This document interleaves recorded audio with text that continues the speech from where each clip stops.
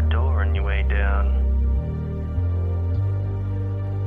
There's no telling where you'll end up.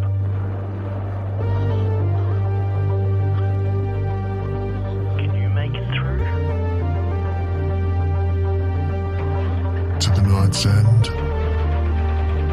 I'll see you soon.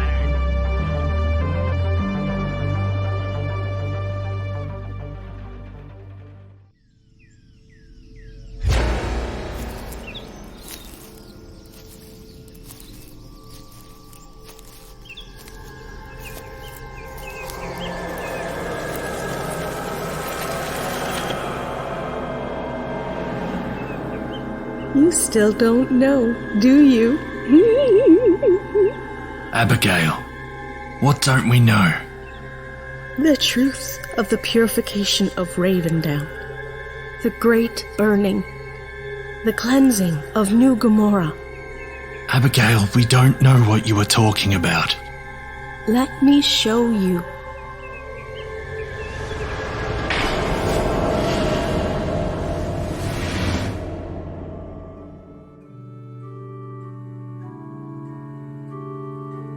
The Great One has showed me the path to salvation through her power and a vision of a future Ravendown. We are to be purified.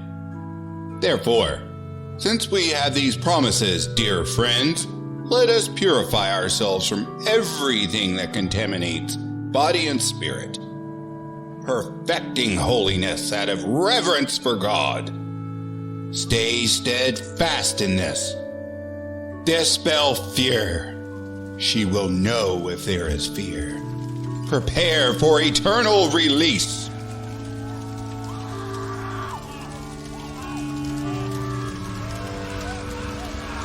Be thankful, O beautiful disciples. You will be purified by the cleansing spirit of our Lord.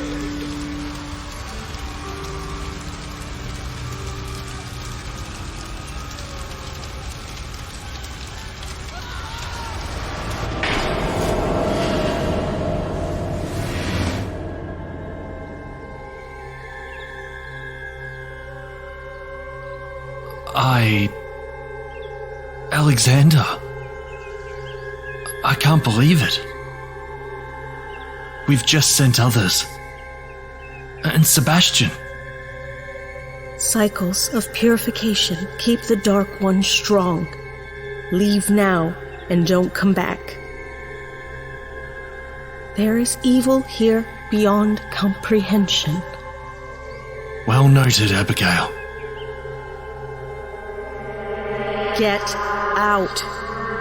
Now.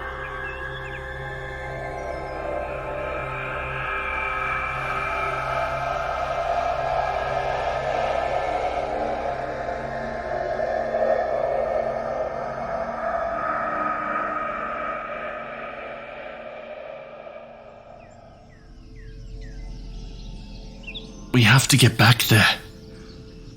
What? The pull to this door is strong. It's like a... Project Lazarus. Written by Tommy Ellis. Narrated by Drew Sebastini.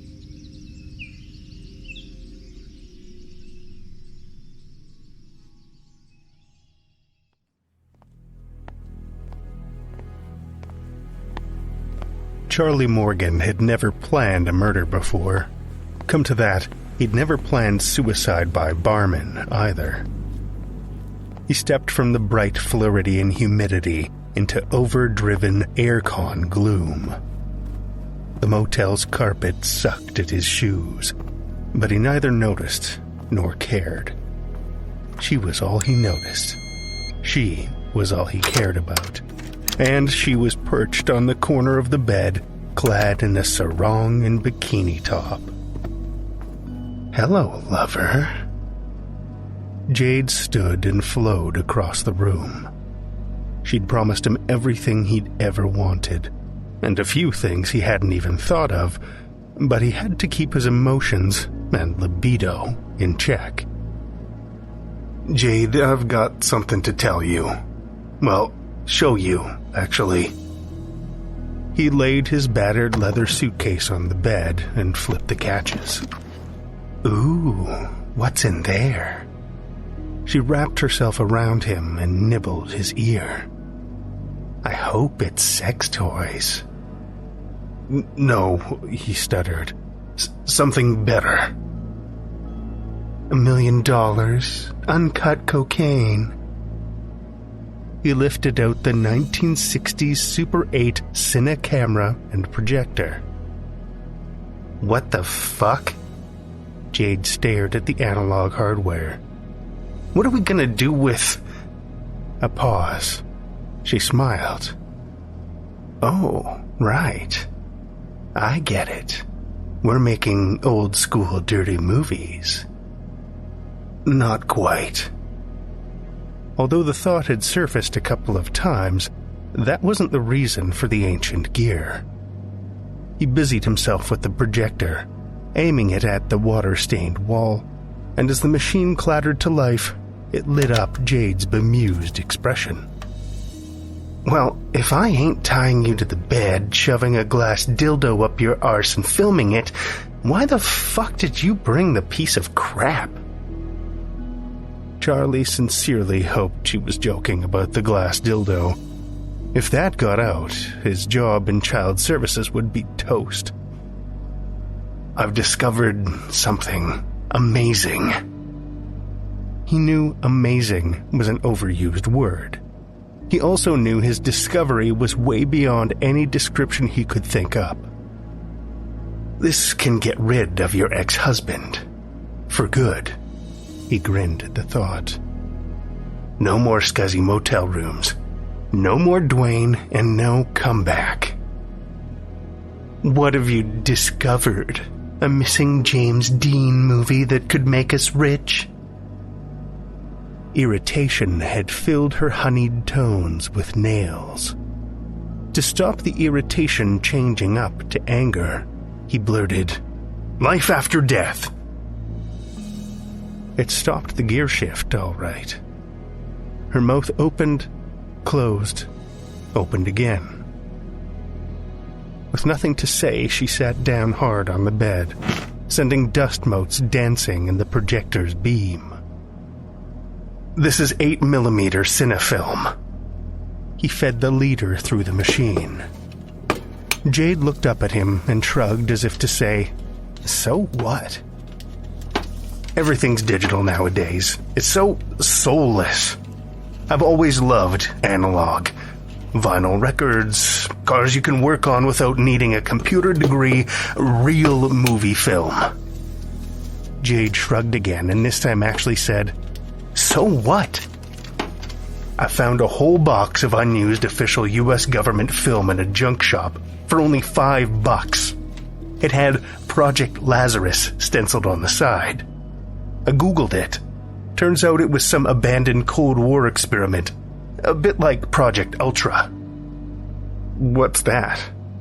Oh, it was all to do with mind reading and stuff like that. So you found a film about mind reading? No, it's... He paused. I think it's best if I just show you. Firing up the projector, he pointed to the image on the wall. See the fly on the screen, with the white dot painted on its back? Shaky footage showed a housefly, which Charlie paused. Uh-huh. I swatted it immediately after filming it. Okay, she nodded. I still don't get it. The fly's dead, but watch this. Charlie set the machine in motion again. Jerky action followed the buzzing insect. It zipped left and right before heading straight towards them. There was a faint pop, and Charlie switched off the projector. Sounds like the damn fly's in the room with us now. Charlie turned the light on. It is. He pointed to the bare bulb dangling from a nicotine yellow cable. You don't get too many white-painted flies, do you? It had landed on the flex and was walking towards the ceiling. Whoa. Jade looked up. Neat trick. How's it done? I don't know how it works. I just know it does. Which brings me to Dwayne. What's a resurrected fly got to do with my husband? Everything. He'd done the experiment over and over, and each time it gave the same results. He just hoped it worked when he scaled it up. You're gonna film me before I walk into Flanagan's pub, shoot Dwayne before old Flanagan blasts me with that shotgun he keeps under the bar. Then you can play the film, bringing me back to life. I'll be legally dead, and not by suicide, and I've got $1 million life insurance policy. You're mad. Jade's words may have said no, but her face said, I'm seriously thinking about this. It really works, though, doesn't it? She moved a step closer to the fly. I mean, that creature was only on screen. It wasn't like living or anything, but now it is. Charlie nodded. That's like seriously Twilight Zone. Charlie nodded again. Jade said nothing, and time stretched as she stared at the insect. So, she said at last, he'll really come back to life? I will, yeah. Charlie's excitement levels ramped up. In the 60s, Project Lazarus had had limited success, according to his research. Test subjects, including flies, either came back deformed, came back before dying almost immediately, or never came back at all. Hence the abandonment of the whole program in January 1965. This batch of film, however, was dated February 1965, and it looked as though they'd perfected the process without testing it. So, I'll shoot some footage of you, right? Jade picked up the camera and turned it over. I think I'll have to take it home and practice with it first. All you have to do is point and shoot. It's easy. That's fine for you to say. Jade held the machine up and peered into the lens. I've never even seen one of these things before. It ain't like a smartphone. What if I fuck up? Once you're dead, he'll never come back. She had a point. His life, well, his afterlife, depended on Jade understanding how to use the equipment properly. Sure. As you said, it's not a smartphone.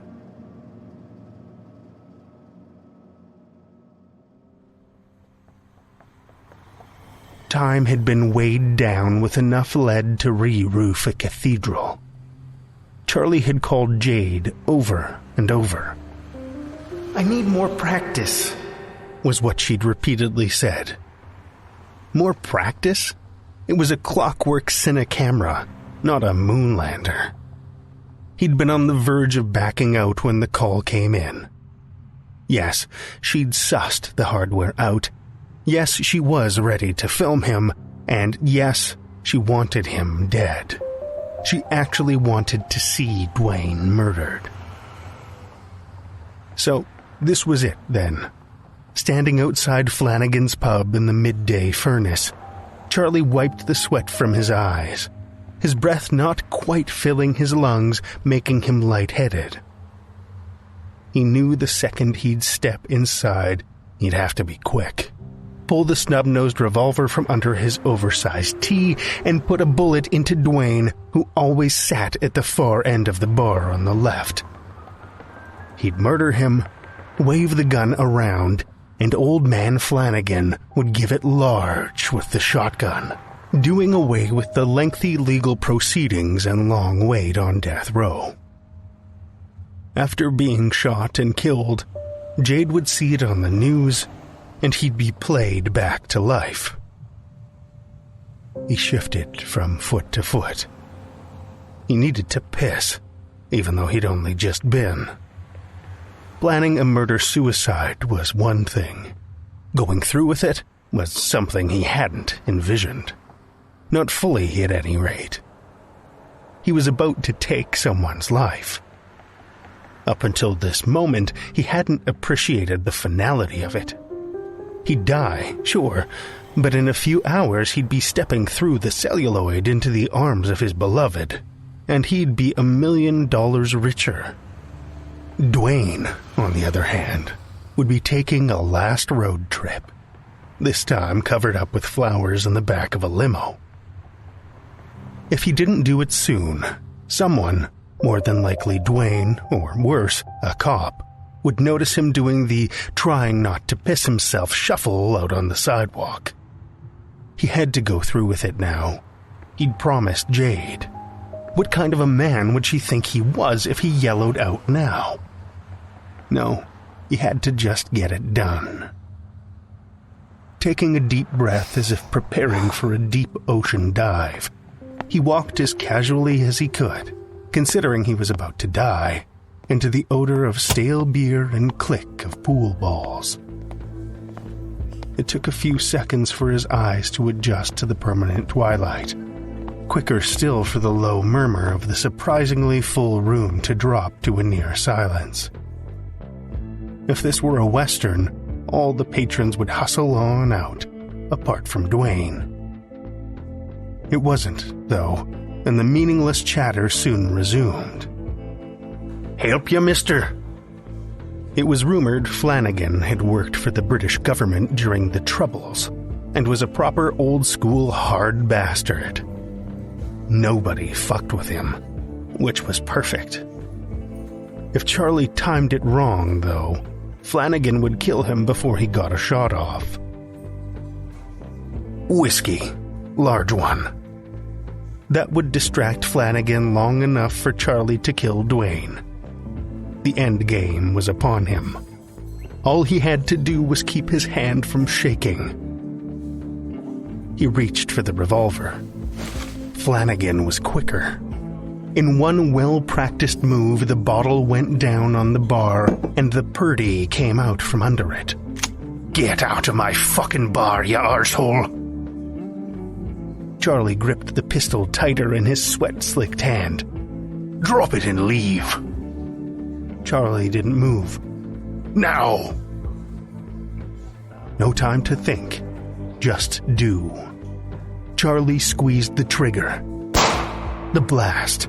The recoil, the smell of cordite, copper, the red mist speckling the Bud Light sign, the explosion to his left, 2 barrels spitting fire, the exquisite agony. Nothing.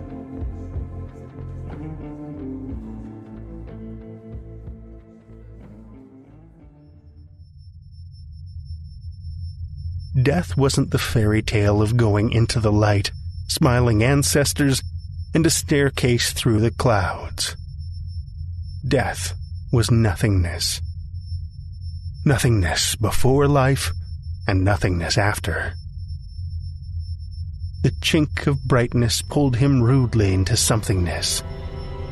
He'd shot Dwayne before being shot himself, and that was his last memory. That and the unbearable pain of both barrels at close range. Now he could see, feel, hear, smell. He was alive again. It had worked. It had actually bloody worked. He'd cheated the bloke with the scythe. He tried to step forward, but couldn't. He was frozen in place. Frozen like a frame of movie film. He stared unblinkingly out into a darkened room with a single beam of white light cutting through it. A shadow figure sat behind the flickering cineprojector. That's when he figured it out. He was still locked inside the celluloid, and Jade had taken the film out of its case, ready to thread into the spool. She'd kept her word. The leader on the screen counted down, and Dwayne's face appeared. He mugged for the camera. "Are you sure this'll work?" "Of course I'm sure, honey." Jade's voice came from the speaker. She'd filmed that thick as pig shit thug. But why? $3 million insurance payout won't do me any good if I'm fucking dead. He stepped towards the screen. There was a familiar pop. Dwayne turned on the light and turned off the projector. This is far better than the glass dildo up the arse scam. We never have to do it again, though. $3 million. Cool. He kissed Jade long and slow before she pulled away. $4 million, honey. You're forgetting Charlie's insurance. She waved Charlie's film around, increasing the nausea he was already feeling. Do you want to do the honors, or shall I? Give it here. The bastard actually shot me, so I think I deserve a bit of revenge. Charlie tried to move, to yell, to do anything as he and the film were thrown into a metal waste paper bin. The splash of a familiar-smelling liquid stopped all rational thought. Lighter fluid. A flare of a match. Charlie ripped out a silent scream. Dwayne tossed the match towards the bin. It spun as if in slow motion.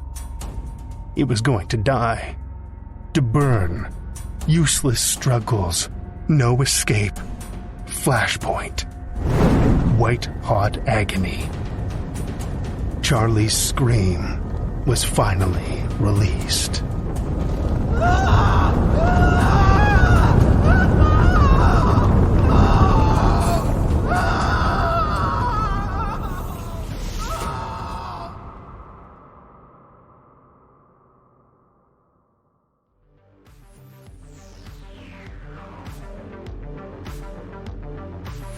You've been listening to the Night's End podcast, which is a production of Dissonance Media. Project Lazarus was written by Tommy Ellis. Tommy has previously been published in Writers Forum, Horla Horror ezine, the Ankh Quarterly, and is the author of Season 1, Episode 23 Fast Forward on the Night's End podcast, as well as Photo Finish, a Night's End exclusive episode. He also has a middle grade Portal fantasy out as ebook and paperback, entitled The Puddle People, available on Amazon. Link is in the description. This episode was narrated by Drew Sebastini. Drew works best by the light of the moon, spinning dark and delirious tales of horror each and every week as the host of Tales to Terrify podcast, one of the longest running horror fiction podcasts. During those loathsome daylight hours though, he applies his creative forces as a writer, designer, and creative director for his little ad agency, Balloonfish. He lives in Saskatoon, Saskatchewan, Canada, with his partner, son, and a slowly dwindling menagerie of aged bird kids. Listen to more of his work at talestoterrify.com or get in touch via social media at Dr. Nebulon on Instagram and Twitter. Abigail was performed by Erica Ventura. Erica is a mother, narrator, visual artist, and animal husbandry technician. You can check out some of her artwork on Instagram at EFVENTU, or you can visit her artist page at facebook.com/bioartsy. Alexander was performed by Phoenix Fire. For more narrations by Phoenix Fire, head over to youtube.com/Phoenix Fire narrations. Jimmy Horrors was performed by James Barnett. This episode was edited and produced by James Barnett. If you enjoyed this episode, please support us by leaving a review and a 5-star rating.